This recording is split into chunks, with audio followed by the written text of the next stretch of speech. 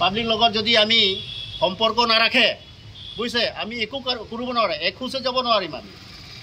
যিকোনো কামত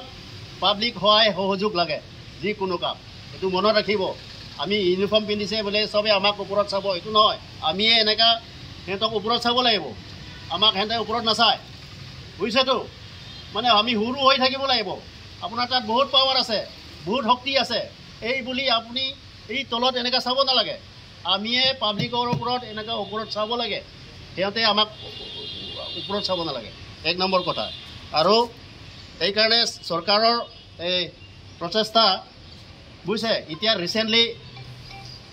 গোটেই থানা কমিটি ইনক্লুডিং OC থানা চেয়াৰমেন নাগৰিক কমিটি CM ছাৰে যোৱা 2 সপ্তাহমান আগতে গুৱাহাটী কলাক্ষেত্ৰত এটা ডাঙৰকৈ মিটিং পতা হৈছে তাত নাগৰিক কমিটিয়ে কি কৰিব লাগে হা মানে পুলিচ কামৰ মানে আদাৰ দেন ইনভেষ্টিগেশ্যন বহুত কাম থাকে নহয় তাতে আমাৰ চৰকাৰে বৰ্তমান চৰকাৰে আমাৰ CM ছাৰে এইবিলাক ভাবি পেলাই যাতে চৰকাৰ